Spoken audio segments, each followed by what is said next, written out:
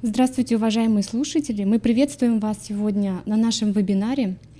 Сегодня наша встреча посвящена актуальной теме профилактики дорожно-транспортных происшествий, особенно в летний период. Наша целевая аудитория — это заместители директоров по воспитательной работе, руководители отрядов ЮИД, классные руководители. Мы надеемся, что сегодняшний вебинар будет насыщен полезной для вас информацией. Сегодня к нам в Институт развития образования пришли Мария Николаевна Полякова, инспектор отдела пропаганды безопасности дорожного движения Управления государственной инспекции и безопасности дорожного движения по Республике Коми.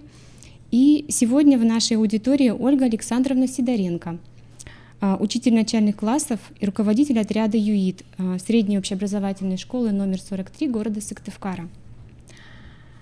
В программе вебинара подведение итогов календаря событий отрядов юных инспекторов движения в 2018-2019 учебном году. Второй вопрос. План работы отряда ЮИД как основной организационный документ деятельности. Третий вопрос. Проведение недели безопасности, опыт работы отряда ЮИД средней общеобразовательной школы номер 43 города Сыктывкара. Основы безопасного поведения школьников на дороге в летний период. И пятый вопрос. Электронные образовательные ресурсы как инструмент по повышению профессиональной компетенции педагогических работников в сфере формирования у детей навыков безопасного поведения в дорожном движении. Пока к нам подключаются школы, я немножко напомню, что отряд юных инспекторов — это творческое объединение школьников, которые помогают школе в организации работы по профилактике детского дорожно-транспортного травматизма. Они занимаются пропагандой правил дорожного движения среди учащихся своей школы. ЮИДовское движение начинает свою историю с 6 марта 1973 года, однако оно не потеряло своей актуальности, скорее наоборот, набирает свою актуальность. Девизы отряда ЮИД: «Изучи ПДД сам», «Научи правилам дорожного движения своих сверстников» и «Напомни взрослым о культуре дорожного движения». Мне хотелось бы немножко сказать свое личное отношение к занятости детей в ЮИД. В апреле месяце в Институте развития образования проходил очень интересный международный методический семинар, и на него к нам приезжала сотрудник Национального университета Высшей школы экономики Надежда Викторовна Бысик. Вот она рассказывала о том исследовании, которое они проводили с детьми. И исследовали они детей, которые заняты в какой-то деятельности, в кружках, и детей, которые, соответственно, нигде не занимаются. Так вот, те дети, которые участвуют в кружках любой направленности, в том числе даже спортивной, имеют более высокую успеваемость и меньше проблем с поведением, чем те дети, которые ничем не заняты. В этом смысле дети, которые занимаются в отрядах ЮИД, можно сказать, получают большую пользу для себя. Во-первых, это знание правил дорожного движения. Во-вторых, вырабатывают навыки внимательного поведения на дороге. Участие в отрядах ЮИД способствует формированию активной гражданской позиции у детей. В-третьих, школьники получают знания по оказанию первой медицинской помощи.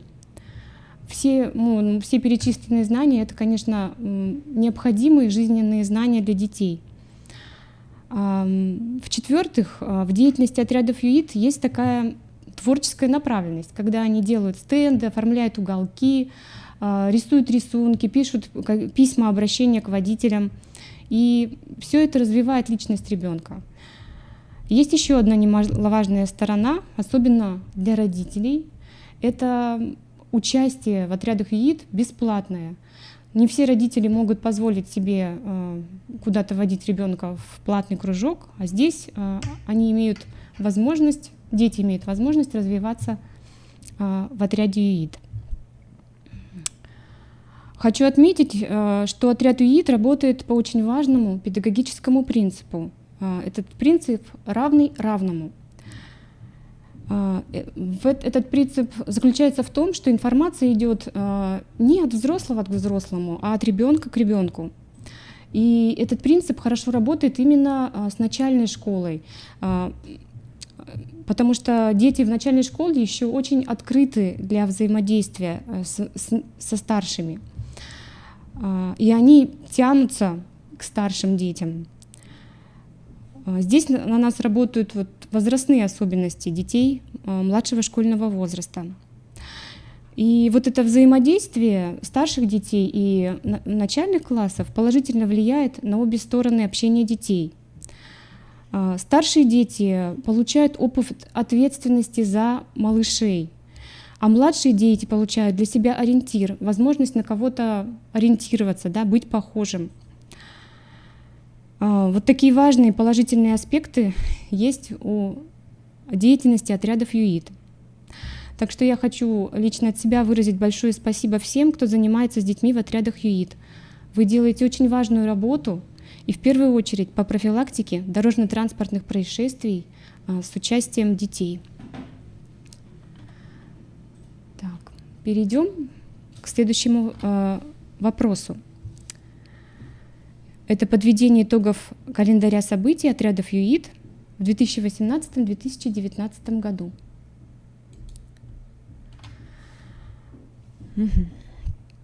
Здесь я хочу слово передать Марии Николаевне Поляковой, инспектору отдела пропаганды безопасности дорожного движения Управления Государственной инспекции безопасности дорожного движения по Республике Коми.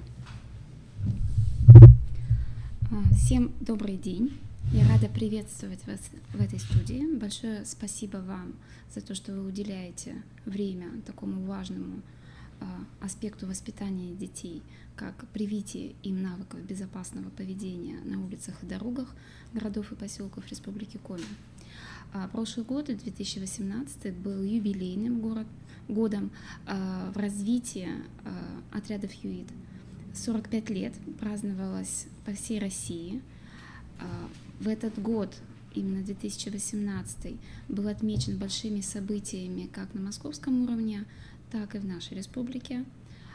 Практически все города и районы отметили это событие большими концертами, либо интересными мероприятиями, которые были организованы совместно с отрядами ЮИД, российским движением школьников и так далее.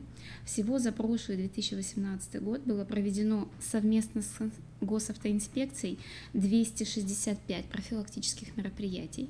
Это очень показательный и это достаточно большой результат. В этом году, к сожалению, их пока только 44. Хотелось бы, чтобы в работе каждый год был юбилейным и отмечался все новыми и интересными событиями. Также очень хочется отметить и поблагодарить всех за то, что в прошлом году на 32 отряда в Республике Коми мы приросли в количестве отрядов ЮИД, и количество детей, занимающихся в отрядах, увеличилось с 1222 до 1691 ребенка. 400 детей мы вовлекли в это творческое объединение. Это значит 400 новых сил, новых идей, творческих замыслов, скорее всего, воплотятся в жизнь. В прошлом году также мы отметили очень хорошую тенденцию, что наши дети готовы к новым современным формам работы. Во многих городах и районах проводились конкурсы не просто на самые интересные мероприятия, конкурсы были связаны с мультимедией. То есть у нас дети записывали аудиоролики, конечно же, с вашей помощью, видеоролики, проводились конкурсы аудио- и видеороликов. Так, от города Сыктывкар мы получили 10 прекрасных работ, которые были опубликованы в нашем сообществе Госавтоинспекции Республики Коми. И на самом деле хочется отметить, что современные методы работы помогают в работе достучаться, да, до современных детей, которые немножко по-другому мыслят, немножко по-другому смотрят. Им нужна быстрая информация здесь и сейчас. К сожалению, не все дети у нас привыкли читать и долго перерабатывать какую-то информацию. Поэтому в этом плане, в этом, вернее, смысле, да, поиск новых форм работы, в том числе съемка социальных роликов, запись аудиосказок, которые, допустим, сейчас проводят в городе Сыктывкаре. Мгм. Это интересная и важная работа. Очень бы хотелось видеть в этой работе всю республику, потому что на самом деле очень интересная работа у нас есть с Ухты, с Шудаяга, с Яриги, из Сосногорска. Прекрасно работают юиды города Воркуты, где очень интересные флешмобы проводятся. Опять же, одна из тоже современных форм работы, на которую отзываются не только младшие школьники, но и школьники всех возрастов. Об этом я чуть позже скажу, почему важно задействовать не только малышей школьников, но и старших. А подобные современные формы работы объединяют, наверное, всю школу. Это очень показательно и замечательно. А также хотелось отметить, что в апреле 2019 года у нас был открыт первый пресс-центр ЮИТ. Был он открыт в городе Сыктывкаре. Дети, занимающиеся в этом пресс-центре, будут заниматься как раз медиаподдержкой всех мероприятий, созданием творческих статей, в том числе в местные региональные СМИ, что тоже очень важно. Работают дети с средствами массовой информации, которые известны в Республике Коми. Им дают уроки известные журналисты и фотографы. То есть дети в данном случае не только распространяют знания о правилах дорожного движения, агитируют за их соблюдение, но и получают новый опыт работы в медиаструктурах, что тоже очень интересно. Ну, получается, что они не просто получают свой опыт, да, но они еще его, можно сказать, транслируют, да, Да. для других детей, для взрослых. Они теперь получают возможность транслировать этот опыт. Все верно. А также, что показательно, в прошлом году у нас были открыты штабы ЮИТ. Всего на 1 декабря 2018 года в Республике Коми в 8 муниципалитетах были созданы такие штабы. Это в Сыктывкаре, в Ухте, в Печоре, в Усинске, в Сосногорске, в Кнежпогосском, Приусском и Усть-Вымских районах. В чем задача штаба ЮИТ? Он координирует деятельность всех отрядов. То есть, наверное, это очень важно получать методическую поддержку, а не вариться в собственном соку, узнавать события, которые происходят, возможно, в соседней школе, либо в соседнем городе, знать, куда мы идем, допустим, летом, что важно сделать в сентябре. Это работа, которая объединяет работу всех отрядов и направляет работу, в том числе методистов и руководителей, которые в ней занимаются. Было бы замечательно, если подобные штабы открывались и в других районах, а также в городе Сыктывкаре планируется открытие республиканского штаба ЮИТ, который будет координировать деятельность как раз штабов на местах. Спасибо, Марина Николаевна. Ну вот вы уже осветили одно большое событие, это как раз открытие пресс-центра, о котором я тоже хотела рассказать. Вот здесь я составила такой календарь событий отрядов ЮИТ в 2018-2019 учебном году, предполагая, да, можно сказать, что это событие конкретного отряда ЮИТ, который работает в школе, да. Это в октябре состоялся слет отрядов ЮИТ «Зеленая волна». Он состоялся на базе детского технопарка «Кванториум», и его целью этого слета городского стало закрепить и пополнить знания и умения, необходимые для обучения сверстников, не только сверстников, но и воспитанников дошкольных учреждений, правилам дорожного движения. И в мероприятии приняли участие свыше 150 детей. В феврале 2019 года прошло организация и проведение школьного этапа конкурса соревнования «Безопасное колесо». Вот сам этот конкурс, он тоже российский, и для детей это очень большое событие. Вот. И вот организация и проведение школьного этапа, она преследует такую цель, это определение членов команды муниципального уровня. Вот. 29 апреля, как вот сказала Марина Николаевна, состоялось открытие пресс-центра ЮИТ в юношеской библиотеке. Ребята поучаствовали в тематических мастер-классах и площадках. Наверное, наиболее интересное, это было не интересное, может быть, даже полезное, это создание светоотражателей, когда дети, вот, которые пришли на это открытие пресс-центра, сами делали светоотражатели, которые призваны защищать людей в темное время суток. В будущем в пресс-центре для подготовки ИИДовцев будут приглашаться представители региональных СМИ, как печатных, радио и теле. И все это должно помочь, как вот мы уже сказали, да, помочь продвигать УИДовцам правила безопасности дорожного движения среди сверстников. В марте-апреле по возможности школы, да, там проходит подготовка отряда ЮИД к муниципальному этапу республиканского смотра конкурса отрядов ЮИД «Безопасное колесо». И в апреле, там, с апреля по август, у кого как получается, проходит республиканский смотр конкурса отрядов ЮИД «Безопасное колесо» на муниципальном уровне. Так. Я перехожу к следующему вопросу. Это план работы отряда ЮИД как основной организационный документ деятельности.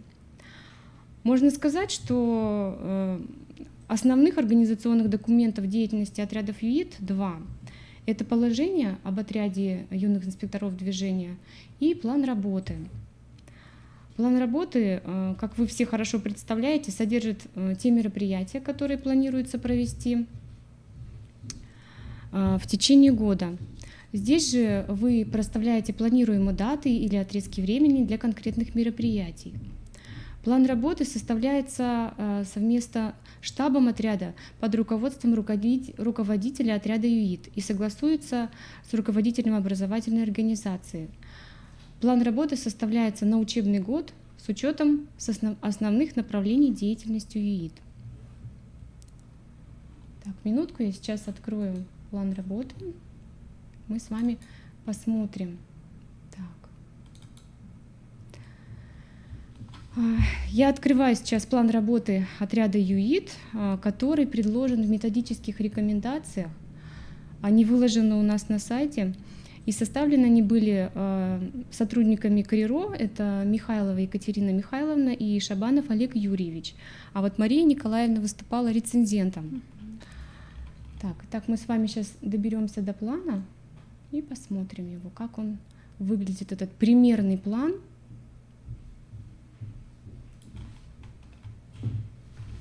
Немножко дальше. Вот обращаю ваше внимание, раз вот мы зашли в методические рекомендации, что здесь же есть положение об отряде юных инспекторов, да, и есть план. Так, заявление. Вот план. Планирование работы отряда ЮИД. Вот таким образом он выглядит. Как я уже сказала, план является примерным, и вы сами можете подобрать те мероприятия, которые вам близки, которые вы готовы реализовывать с детьми. Да, вот посмотрите те мероприятия, вот, которые проводятся, да, с мая по август, в сентябре. Какие мероприятия проходят в течение года. И здесь же вы указываете ответственных. Кто ответственный в этих мероприятиях. Мне бы хотелось сегодня поговорить немножечко о тех мероприятиях, которые проходят в конце года. Это подведение итогов работы отряда ЮИД. Да, вы награждаете активных участников мероприятий. Вот, и неделя безопасности, которая посвящена окончанию учебного года и связана с тем, что дети выходят на летние каникулы, и у них появляется больше времени, свободного времени, и, соответственно, они больше предоставлены себе, больше находятся на улице, и вы, как бы, родители не всегда могут отследить, как ребенок себя ведет, да, работая. Вот, и, соответственно, повышается риск дорожно-транспортных происшествий с участием детей. Сейчас я хотела бы вернуться к проведению недели безопасности и приглашаю сюда Ольгу Александровну Сидоренко. Она является руководителем отряда ЮИД в средней образовательной школе номер 43 города Сыктывкара. Ольга Александровна, здравствуйте. Здравствуйте, уважаемые коллеги. Сегодня я поделюсь с вами опытом в проведении недель безопасности в нашей школе с привлечением отряда юных инспекторов дорожного движения. Отряды ЮИД сейчас созданы практически во всех образовательных организациях. Они помогают школе в том, что вместе с ними мы проводим работу по профилактике дорожно-транспортного травматизма. В свое время мною была разработана программа, которая рассчитана на 4 года и включает в себя деятельность с 1 по 4 класс. Программа включает в себя 3 блока «Изучи ПДД сам», ориентировочно это 1-2 класс.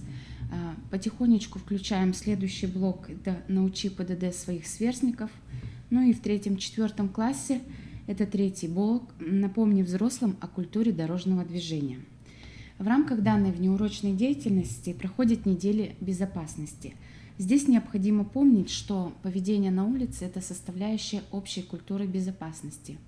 И мы, взрослые люди, должны прекрасно понимать о том, что если мы будем говорить ребенку «это нельзя», «то нельзя», «здесь ты можешь обжечься», «здесь попасть под машину», ни к какому результату это не приведет. Мы вырастим запуганное, беспомощное создание с огромным багажом комплексов. Поэтому планомерная и профилактическая работа с детьми проводится в самой приемлемой для них игровой форме с вовлечением их в познавательный процесс. Недели безопасности проходят в нашей школе 3 раза в год. Связано это сентябрь, декабрь и май. Связано это с тем, что именно в этот период происходит большое количество дорожно-транспортных происшествий. Немножечко пробежимся по этим неделям. Сентябрь – это время, когда ребята начинают ходить в школу. В этот период мы в первую очередь акцентируем внимание на малышах. Проводятся тематические беседы, конкурсы рисунков, оформляем уголки безопасности в классе. Члены отрядов ЮИД совместно с учителями проводят вот такие вот мероприятия, беседы в классе. Мы выходим на экскурсии по микрорайону. Очень часто нас приглашают инспекторы ГИБДД. Иногда мы приглашаем их сами. Завершается данная неделя праздником посвящения в пешеходы.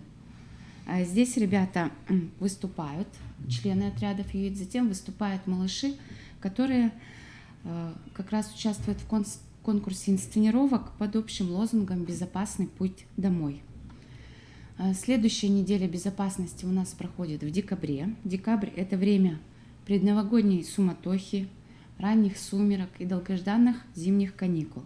В этот период неделя безопасности проходит под лозунгом «Новогодние каникулы будут классными и, конечно, безопасными». Здесь же аналогично проводим различные игры в параллелях, викторины, устраиваем конкурсы знатоков правил дорожного движения. Очень интересная работа у нас проведена была недавно. Мы делали вот такие светоотражатели, делали их как для пешеходов, так и для водителей. После чего ребята вместе со своими поделками выходили в рейды, вручали их как водителям транспортных средств, так и пешеходам. Детям такие мероприятия очень нравятся и вызывают массу эмоций. Ну и самую большую работу, конечно же, мы проводим в неделю майской дорожной безопасности. Летние каникулы долгие, и, к сожалению, многие родители работают, а дети предоставлены сами себе. Ну и, конечно, малыши в это время большую часть проводят на улице. В данной работе принимают участие все участники образовательной организации, это и дети, и учителя, и родители. Лично я на родительских собраниях прошу родителей не просто напомнить детям о правилах поведения на дороге, но и показываю им взятые из интернета самые страшные ролики с тем, как дети попадают в дорожно-транспортное происшествие. И поверьте, это очень сильно затрагивает душу родителей. Но мероприятия, которые проходят у нас в каждой параллели, в первых, вторых классах проводят выставка стен газет. Ребята предоставляют собранный материал по теме «Дети и дорога» и сочиняют довольно такие емкие дорожные лозунги. Зачитаю вам некоторые из них. «Не устраивай игру на проезжей части, обернуться это может, ох, каким несчастьем. Правила соблюдать, беду миновать. Ремень безопасности ты пристегни и папу с мамой этому научи. По улицам, дорогам можешь ездить смело, если есть 14 и ездишь ты умело». Далее нами проводится игра по станциям. Называется она «Азбука безопасности». Здесь мы привлекаем не только юидовцев, но и старшеклассников. Приходят к нам сотрудники ГИБДД, участвуют преподаватели. Разработанная игра позволяет повторить не только теорию, но и применить знания на практике. В нашей школе есть мобильный городок. Мы его стелим в актовом зале, иногда в зале хореографии, и предлагаем ребятам пройти часть дороги по пешеходному переходу. Берем как регулируемым светофором пешеходный переход, так и нет. Ну, как правило, дети делают это без проблем. Однако же есть еще одна станция под названием «Дорожные ловушки». Здесь, так скажем, дети оказываются в экстремальной ситуации. Очень часто мы можем на дороге встретить так называемую дорожную ловушку, когда стоит машина, а за ней едет транспорт. И чаще всего дети не видят ту машину и перебегают или переходят дорогу и могут попасть вот в ту самую дорожную ловушку, которая влечет за собой какую-либо травму. Помимо дорожных ловушек, отрабатываем навыки перехода дороги после выхода из общественного транспорта. Учащиеся 3-4 классах на уроках русского языка пишут письма, обращения к водителям. Зачитаю вам одно из них. «Уважаемый водитель, здравствуйте.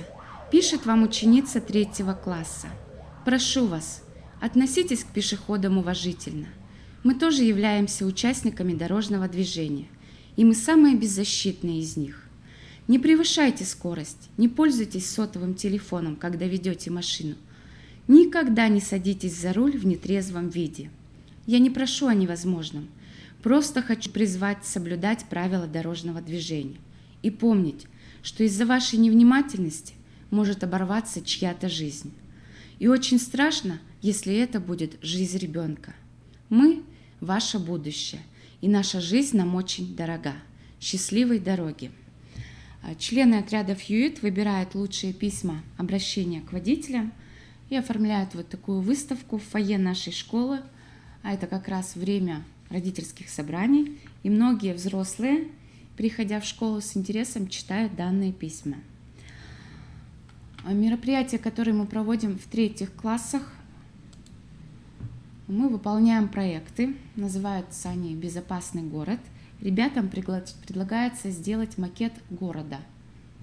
Они делятся на группы или на семейки. У каждой группы свое задание. Кто-то делает здание, кто-то делает дорожное полотно, кто-то транспорт, зеленую зону, человечков. И в итоге получается вот такая вот игровая зона, которая передается либо будущим первоклассникам, которые тоже занимаются в нашей школе, либо нынешним. Дети потом с интересом играют.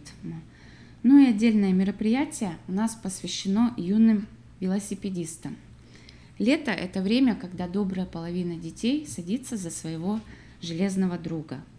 И мне, как взрослому человеку, очень страшно наблюдать за тем, что ребенок переезжает пешеходный переход, а не слезает с велосипеда, как это нужно по правилам.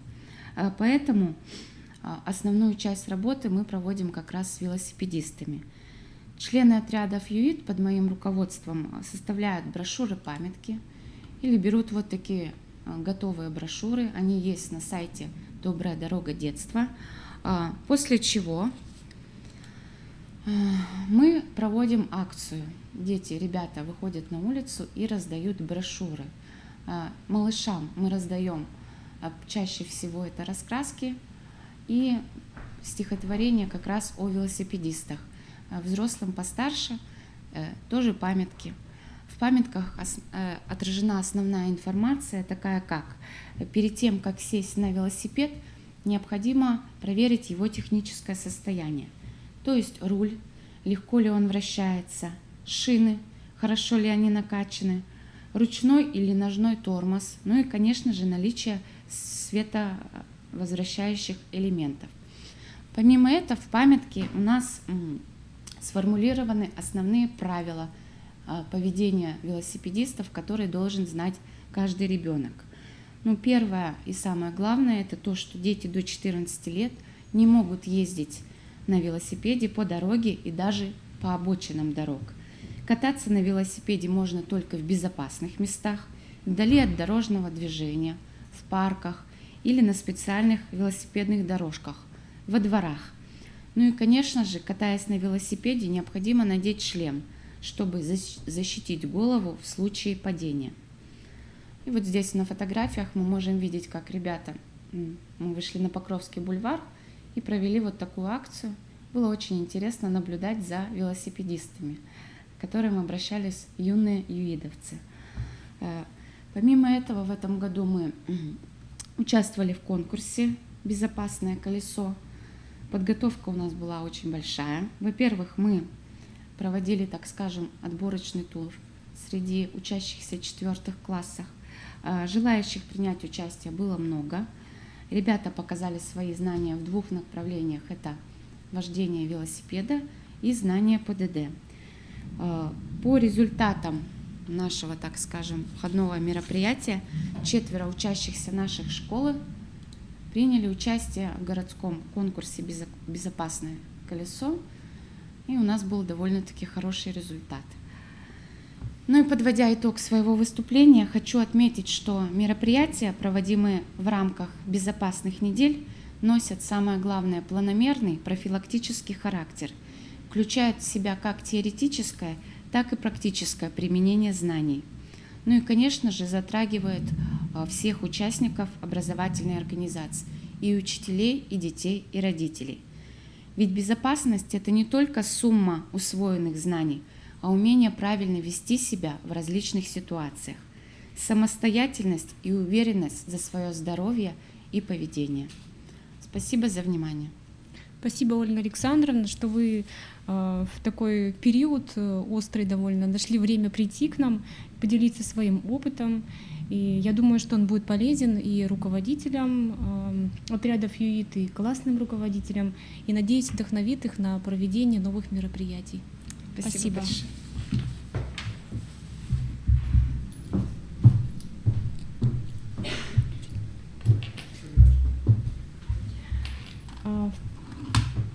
Так, минутку.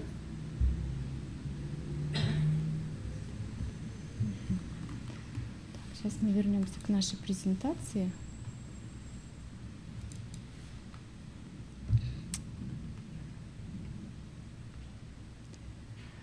Так, а я перехожу, значит, к следующему вопросу, продолжая тему Ольги Александровны, да, летнюю тему летних каникул. Я хотела бы обратить ваше внимание, уважаемые слушатели, что в период летних каникул можно записаться на экскурсию, например, в музей МВД. Там существует постоянная экспозиция «Госавтоинспекция». И хотела бы еще рассказать, что есть музей при управлении Госинспекции безопасности дорожного движения Республики Коми. Но в данный момент она находится на ремонте, и записаться на экскурсию можно будет в сентябре месяце, с сентября. Еще хотела бы дополнить для вас тоже интересную информацию. Это в детском технопарке «Кванториум» в Сыктывкаре, да, находится, есть такая выездная лаборатория безопасности. Может быть, может быть, не все еще об этом знают. Вот. И руководитель этой лаборатории, Шурыгин Роман Викторович, он предоставил даже свои данные и сказал: вот, пожалуйста, телефон, звоните и можете подать заявку на выезд лаборатории безопасности на июль месяц. В июне у них уже все распланировано. Вот, и вы можете, допустим, если в июле у вас не проводится площадка какая-то, да, на базе школы, то вы можете в новом учебном году также обратиться с заявкой на выезд в лаборатории безопасности. Контакты вы видите на экране. Вот. Что представляет собой, немножко расскажу, это лаборатория безопасности. Это машина типа «Газель», она специально оборудована, и там можно посмотреть, как правильно пристегивать детей, для взрослых рекомендации, и в том числе получить информацию о том, какие правила движения необходимо соблюдать велосипедистам.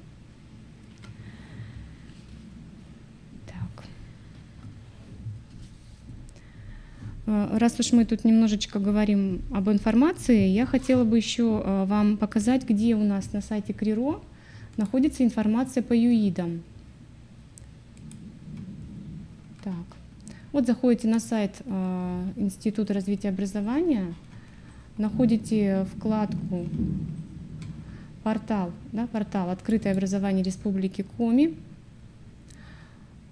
Далее находите вкладку «Общественные движения».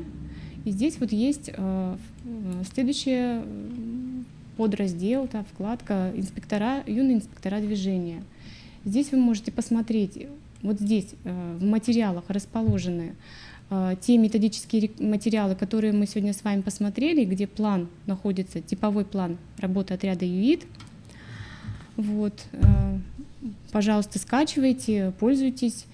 Ссылка на лабораторию безопасности, ссылка на сайт «Добрая дорога детства».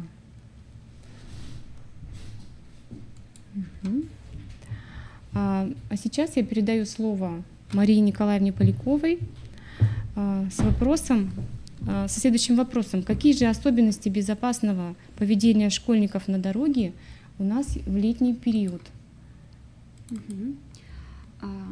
В летний период, к сожалению, мы регистрируем наибольшее количество дорожно-транспортных происшествий, и зачастую часть из них заканчивается, к сожалению, гибелью ребенка.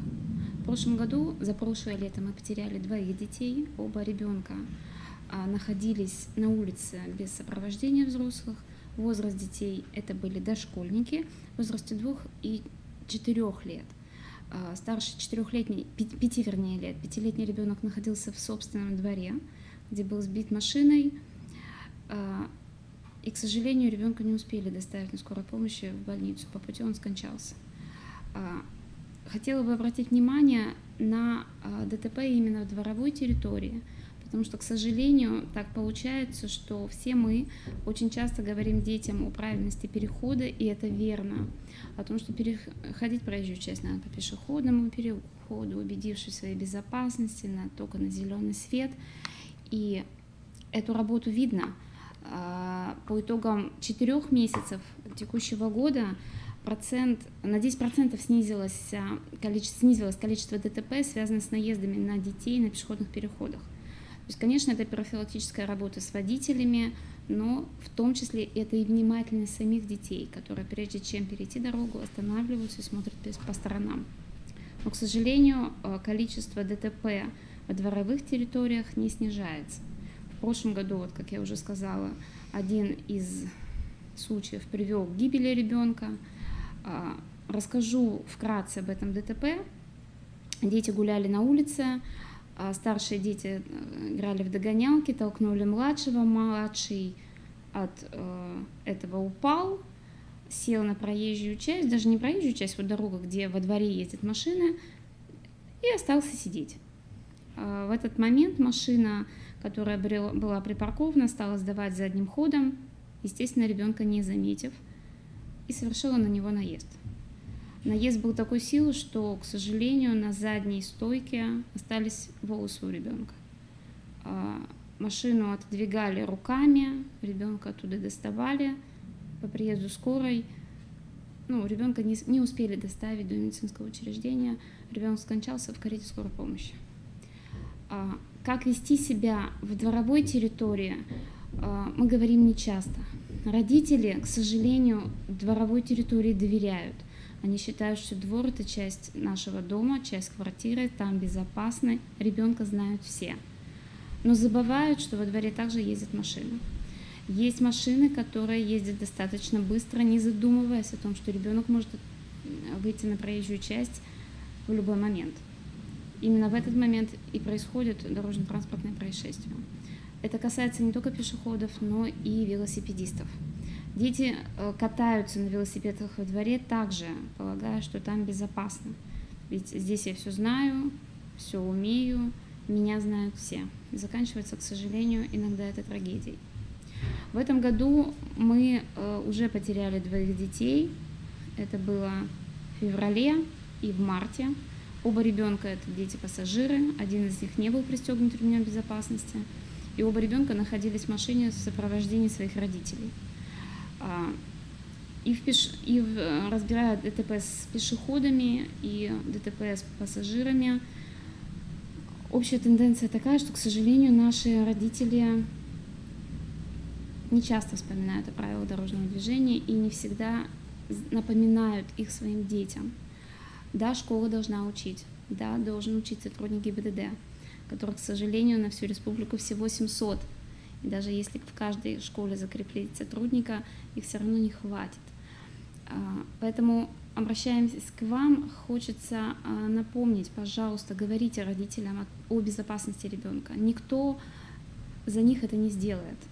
Каждый день, выходя из дома, родитель должен напоминать ребенку, как идти, где идти и что нужно делать. Ведь все лучшее от родителей. И все, к сожалению, плохие привычки тоже от родителей. Очень часто приходится наблюдать, как за руку с ребенком бабушки бегут из детского сада вне пешеходного перехода. Тоже можно видеть около образовательных организаций. Но при этом есть большой положительный момент в вашей именно тоже работе.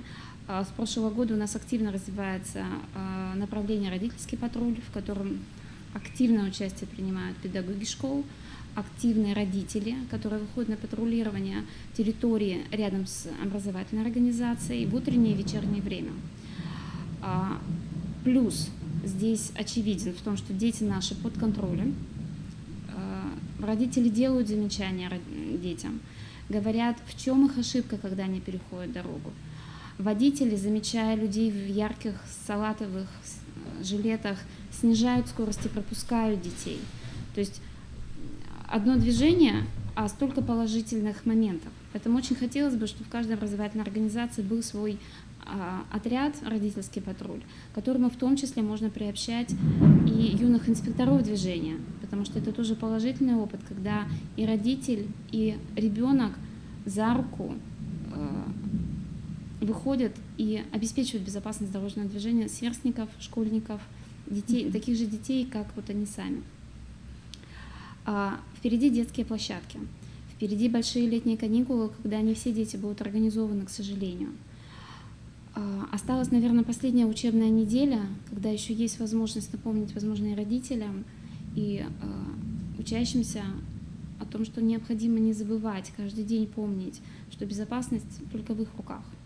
К сожалению, самый большой процент детей, которые попадают в ДТП, это дети все-таки начальной школы. И это связано с тем, что социальная активность детей выше, но они еще не готовы, возможно, где-то самостоятельно ходить. Нет достаточного опыта, они быстро отвлекаются, они ходят стайками и забывают и не слышат вообще ничего, что происходит рядышком. Так случилось у нас недавно в лесозаводе, когда группа детей шла по обочине. К сожалению, тротуара там не было. Шла красиво навстречу движущемуся транспорту, все правильно выполняли. Но в один момент один мальчик стал догонять второй выбежал на проезжую часть и попал под автобус. Проезжали мимо машины, никто не сделал замечания. Проходили мимо пешеходы, и также никто не отдернул ребенка о том, что что-то ты делаешь неправильно, нельзя баловаться на проезжей части, это может закончиться плохо. В итоге в ДТП 2 пострадавших, это ребенок и кондуктор, который от резкого торможения упал и получила травму, была госпитализирована. Поэтому что придет на ум детям, мы не можем знать. Поэтому наша основная задача — довести до автоматизма те действия, которые ребенок должен выполнять, выходя на улицу. Переход только по пешеходному переходу. во дворе быть внимательным, аккуратным и слышать дорогу. Находясь в транспорте, держаться за поручень или, если это автомобиль, обязательно пристегиваться. Спасибо. Я хотела бы еще вас попросить, чтобы вы показали, у вас есть сайт. Все верно, у нас есть сайт Госавтоинспекции Республики Давайте вот Коми. прямо сейчас мы зайдем Давайте. и посмотрим. Найти его очень легко. Информацию о всех профилактических мероприятиях, о мероприятиях, которые проходят в образовательной организации, в том числе мы публикуем на официальном сайте, а также у нас есть аккаунт в социальной сети ВКонтакте. Для того, чтобы их найти, достаточно в поисковой строке любого браузера набрать ГИБДД 11.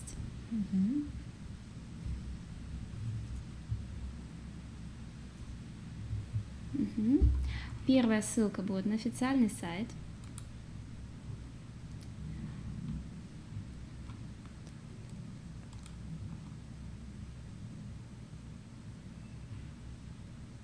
Мы сразу попадаем в региональный раздел федерального сайта. Федеральный сайт, где информация есть про всю Россию, и наш региональный раздел, который посвящен Республике Коми. Да, вот здесь какие вкладки есть, может быть, вы покажете для Основная вкладка, для на которую вы попадаете, это новости. Это новости, в том числе профилактические мероприятия, которые проводят сотрудники Госавтоинспекции по всей Республике Коми, в том числе в детских образовательных организациях, с участниками дорожного движения. Вот как вы видите, здесь родительский патруль, он был в Сосногорске у нас. Здесь также есть профилактическая информация для всех участников дорожного движения, в том числе и для водителей, для пассажиров, для родителей. Часто мы здесь ее публикуем. Здесь можно найти сводку дорожно-транспортных происшествий за прошедшие сутки. И также есть телефоны и контакты всех городов и районов. Если зайти во вкладку «Контакты» подразделения Госавтоинспекции,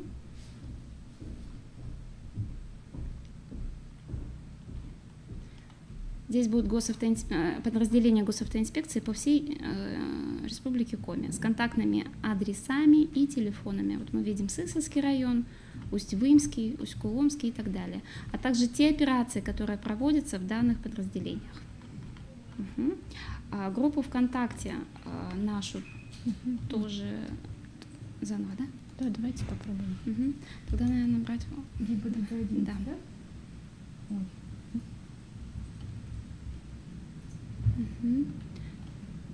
Так, вот посмотрите, здесь это ссылочка 3, в Яндексе она 2, ВКонтакте ком у ГИБДД 11. Группа называется «Управление ГИБДД МВД по Республике Коми». Здесь также мы в самом вверху мы закрепляем ту актуальную информацию, которая есть на сегодняшний день. Сейчас у нас проходит оперативно-профилактическое мероприятие «Внимание, дети». Оно связано с окончанием учебы и началом летних каникул. Оно будет проводиться с 22 мая по 11 июня. Также здесь информация представлена, как я уже говорила, о тех мероприятиях, которые проводятся. Здесь есть сводка происшествий, только уже с фотографиями за прошедшие сутки. Также, если в ДТП пострадал ребенок, вот как, например, вот здесь информация тоже об этом будет. В данном случае был наезд на ребенка в дворовой, опять же, территории.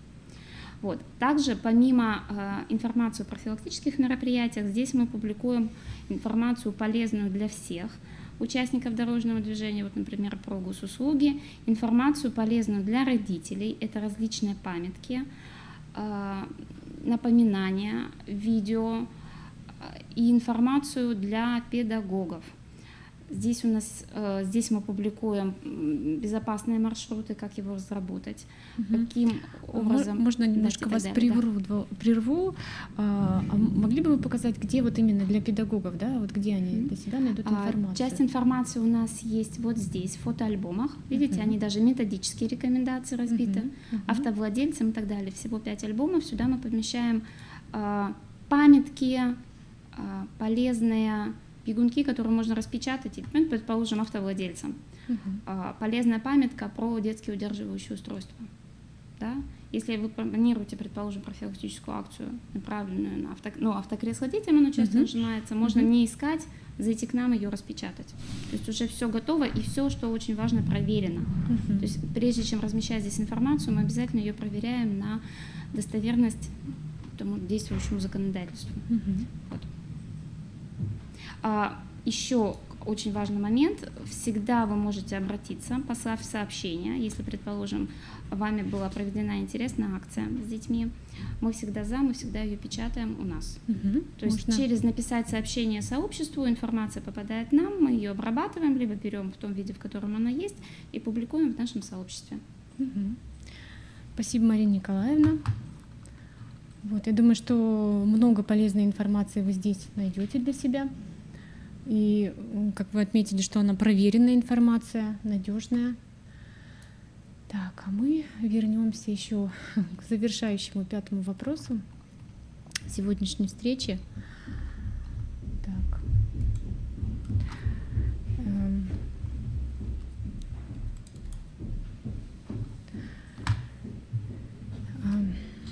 Сейчас, минутку. Электронные образовательные ресурсы как инструмент по повышению профессиональной компетентности педагогических работников в сфере формирования у детей навыков безопасного поведения в дорожном движении. Эту презентацию нам предоставил Шабанов Олег Юрьевич. К сожалению, он сам не смог сегодня поприсутствовать на нашем вебинаре. Вот, поделился с нами своей информацией.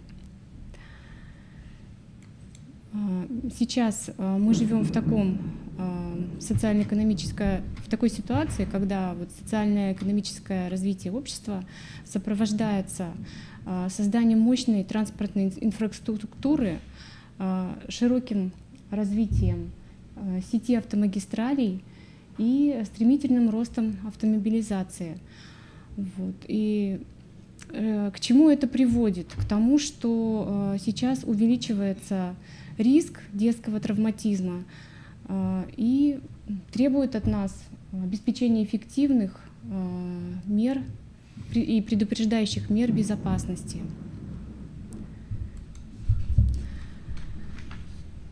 Но вы со мной согласитесь, что воспитание у детей культуры безопасного поведения на дорогах — это важно как в дошкольных организациях, как в общеобразовательных организациях, в организациях дополнительного образования.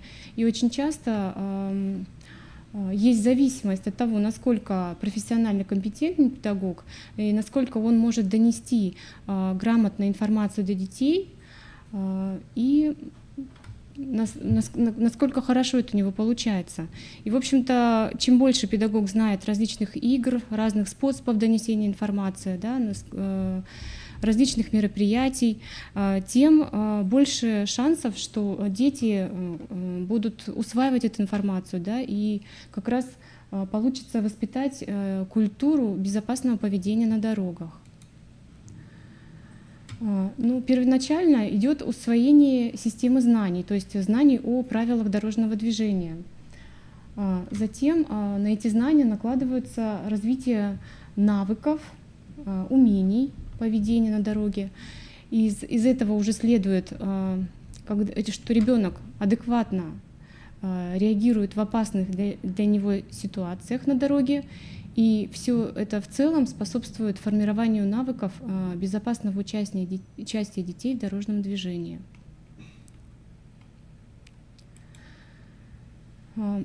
Как же научить детей правилам дорожного движения? Ведь на первый взгляд может показаться, что это скучно. Конечно, это нужно делать интересно, вызвать интерес у детей. И когда появляется интерес, конечно, дети более открыты для получения информации. В целом здесь представлены задачи по формированию у детей навыков безопасного участия в дорожном движении.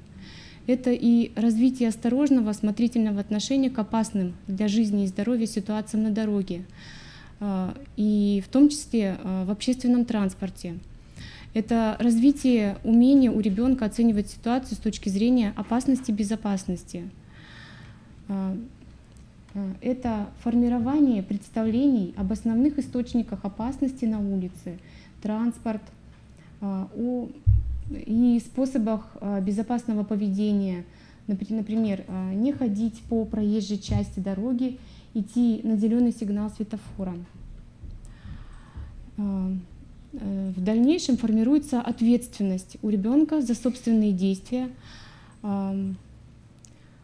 которые, когда он осознает это, да, что его поведение может привести к опасным ситуациям для себя и других.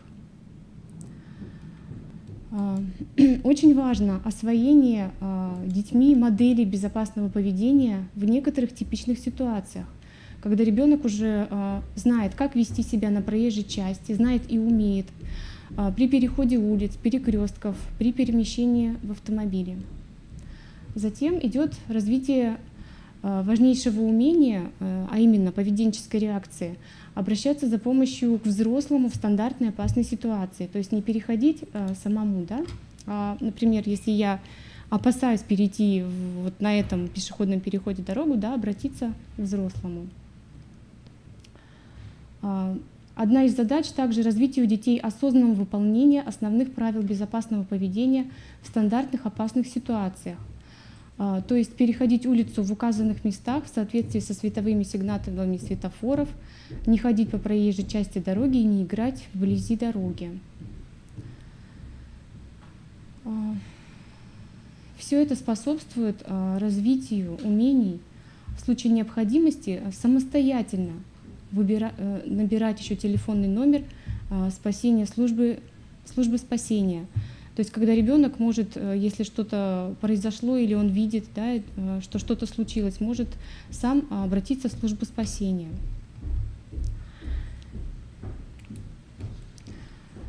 Электронные образовательные ресурсы — это, в общем-то, можно сказать, такой образовательный ресурс, который представлен в электронно-цифровой форме, включает в себя структуру, предметное содержание и метаданные о них.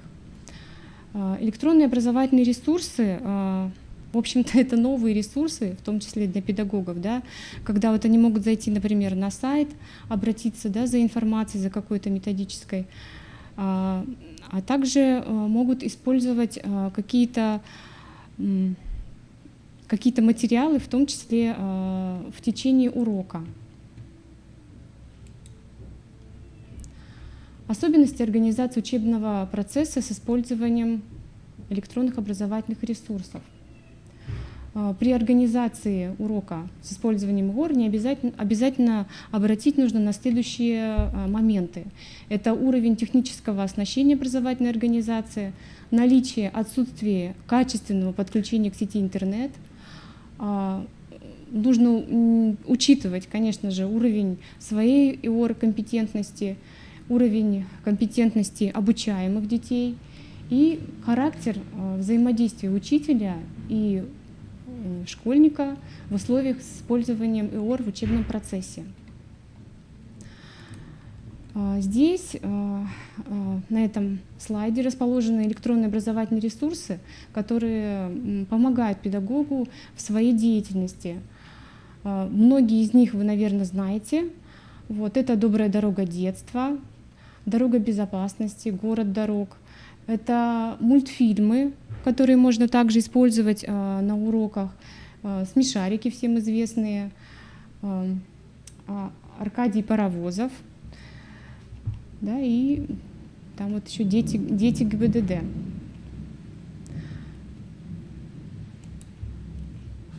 В общем-то, здесь, вот как вы видите, указаны адреса сайтов, можно зайти, посмотреть, какая информация на нем располагается, и почерпнуть что-то для себя.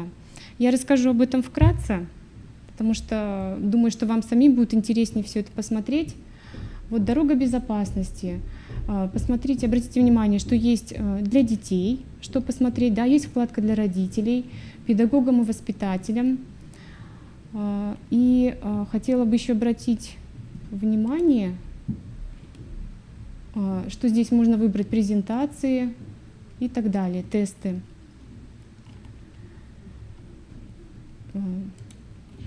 Также есть нормативные документы, на сайте «Дорога безопасности». Следующий сайт — это «Город дорог». «Город дорог». Здесь содержится очень много полезной информации, в том числе есть информация, методические рекомендации по использованию электронных ресурсов, фильмов, специальному программному обеспечению и игры по безопасности дорожного движения для школьников. Хочу обратить внимание, что есть информация, да, для первых-четвертых классов, для среднего звена и для старших классов.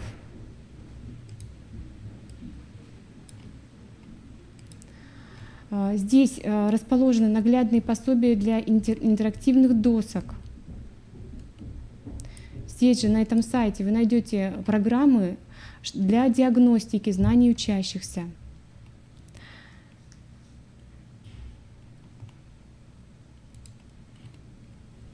В целом, вся эта информация, она поможет вам разнообразить свой педагогический процесс. И, конечно, когда педагог обращается к этой информации, он должен хорошо понимать, каким образом он будет использовать, например, интерактивные стола, да, какие есть возможности у интерактивного стола, и как он будет с этим работать. И важно, чтобы это было очень осознанно, да, и педагог понимал, для чего он берет это, чтобы это не было просто развлечением детей, да, а чтобы это было именно обоснованным. Вот в перечисленных ресурсах вы найдете для себя много полезной информации по правилам дорожного движения, методические материалы, конспекты занятий по темам. Посмотрите на эти ресурсы как на банк идей и методических материалов. И я надеюсь, что они помогут вам подобрать именно те идеи, те материалы, которые вам нужны. Уважаемые коллеги, на данный момент мы будем завершать наш вебинар. И хочу подчеркнуть, что мы, сегодняшние участники нашего вебинара, готовы к диалогу. И если у вас есть вопросы, вы можете направлять их к нам в КРИРО, в Центр развития общего образования, социализации и воспитания личности. Я надеюсь, что та информация, которую вы получили, поможет развитию движения ЮИД и будет способствовать формированию культуры безопасного и ответственного поведения на дороге у школьников. Спасибо. До свидания.